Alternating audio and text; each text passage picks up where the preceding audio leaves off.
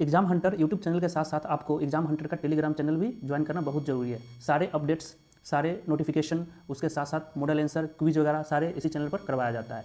तो इसको आप ज्वाइन कर लीजिए। हर वीडियो के डिस्क्रिप्शन में इसका लिंक दिया रहता है, उस पर आप सर्च करके ज्वाइन कर सकते हैं, या टेलीग्राम पर जाकर आप सर्च कीजिए बीपीएससी एग्जाम हंटर और उसको ज्वाइन कर लीजिए।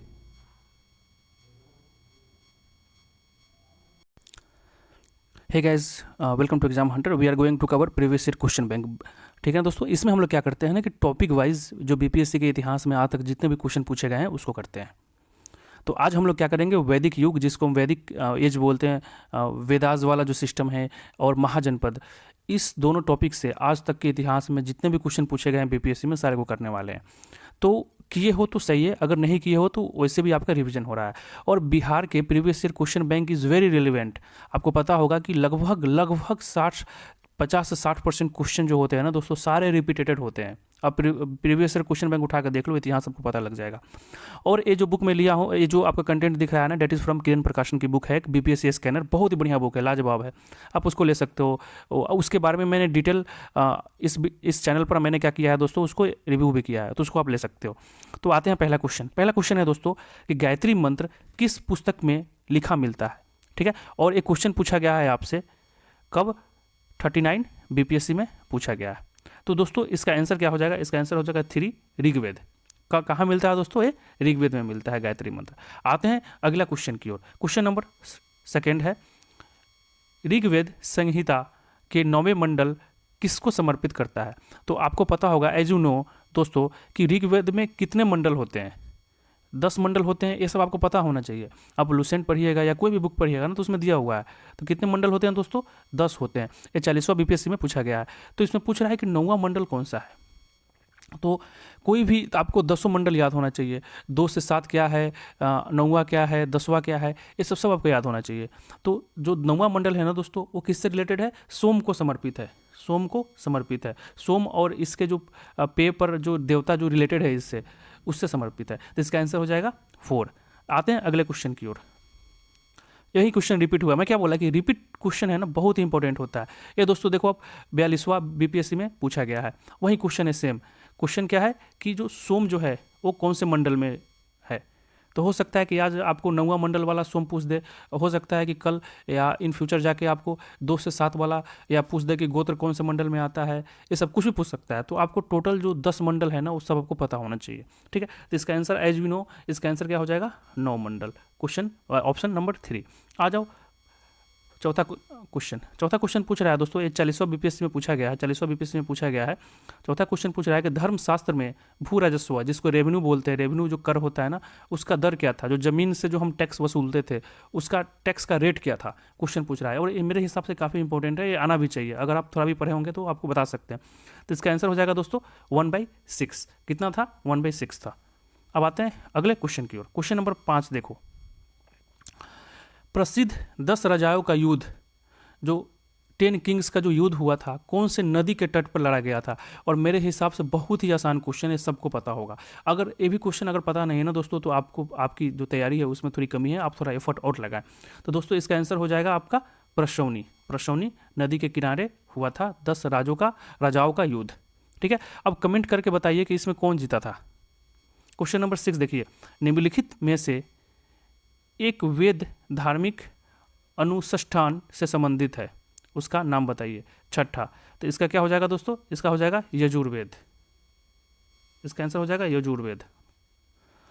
क्वेश्चन नंबर 7 देखिए, निम्नलिखित में से कौन सी नदी सप्त सिंधों में समाविष्ट नहीं थी। ये आपका पूछा गया है 65वां बीपीएससी के जो डिसेबल्ड के लिए एक अलग एग्जाम हुआ था। अगर आपको याद होगा तो जैसे 65 बीपीएससी हो गया था ना, उसके बाद एक नया लिया गया था, रिजर्वेशन से लेकर एक मुद्दा खड़ी हुई थी, उस पर एक अलग से एग्जाम हुआ था डिसेबल्ड के लिए, दिव्यांग के लिए। तो उसमें पूछा गया था कि निम्नलिखित में से कौन सी नदी सप्त सिंधों में समाविष्ट नहीं थी। क्वेश्चन नंबर 7, तो इसका आंसर हो जाएगा दोस्तों साबरमती। इसका आंसर हो जाएगा साबरमती।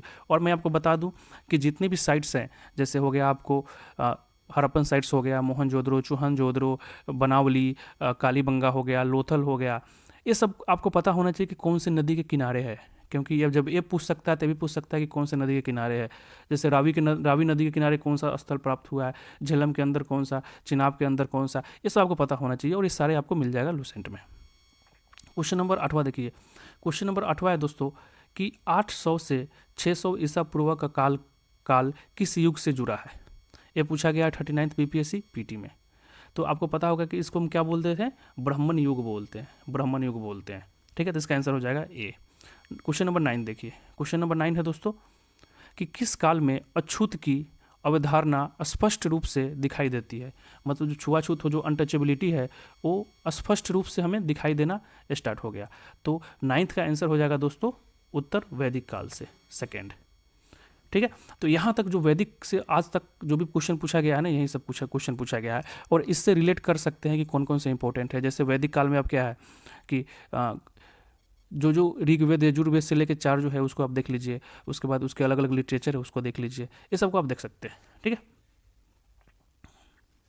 अब आते हैं नेक्स्ट कहाँ दोस्तों, जनपद की तरफ। महाजनपद से क्वेश्चन जो पूछा गया है ना उस पर आते हैं। जो बीपीएससी के इतिहास में अभी तक जो महाजनपद से क्वेश्चन पूछा गया है उसको हम लोग करने जा रहे हैं। अब देखिए क्वेश्चन है कि 16 महाजनपदों की सूची उपलब्ध है किस में। तो ये मेरे हिसाब से दोस्तों अगर आपको पता होगा तो बीपीएससी का सबसे फेवरेट क्वेश्चन है। ठीक है, तो 2 ऐसे ग्रंथ है, 2 ऐसे लिटरेचर है जिसमें है, एक है अंगुतर निकाय में, ठीक है, और एक और आपको कमेंट करके बताना है कि किस में है। ये जो अंगुतर निकाय जो है दोस्तों एक बुद्धिस्ट ग्रंथ है, समझ रहे हैं ना, और एक और है जिसको हम जैन के जो ग्रंथ है जिसमें महाजनपद 16 महाजनपद के बारे में मिलता है हमको। ठीक है, तो उसको कमेंट करके बताइए कि उसका आंसर क्या होगा। क्वेश्चन नंबर 2 देखिए, प्राचीन भारत में द्वितीय नगरीकरण से संबंधित क्षेत्र कौन सा था। ठीक है, तो सेकंड का आंसर हो जाएगा गुंगेय मैदान, जो गंगा वाला जो एरिया है ना उसको बोला जाता है, वो था। तो इसका आंसर हो जाएगा सेकंड। सीडीपीओ 1998 में पूछा गया है। वत्स का राज्य स्थित क्या था। मतलब आप देखो 16 जनपद है, आपको दोस्तों कितने जनपद है, 16 जनपद है। तो 16 जनपद में आपको क्या करना होगा कि कौन से जनपद का राजधानी कहाँ है, ये बहुत ही इंपॉर्टेंट है। कैपिटल जिसको बोलते हैं राजधानी, वो आपको याद करना होगा। सेकेंड, इसके जो फेमस राजा जो हैं, किंग जो है, वो आपको याद होना चाहिए क्योंकि काफ़ी क्वेश्चन इससे बन सकते हैं। तो यहाँ पर पूछा है कि वत्स और इसका लोकेशन भी ध्यान रखिएगा। तो जो वत्स राज्य था वो कहाँ पर स्थित था। ठीक है, तो अगर आप थोड़ा भी बहुत आप मैप वगैरह देखे होंगे तो आपको पता होगा कि इलाहाबाद के आसपास में इसका किंगडम था, वत्स किंगडम वहीं पर था। ठीक है, तो इसका आंसर हो जाएगा ए। अब देखिए नेक्स्ट क्वेश्चन है, अंग जनपद की राजधानी। मैंने क्या बोला कि जो 16 जनपद है ना उसकी राजधानी आपको याद होना चाहिए जवान पर।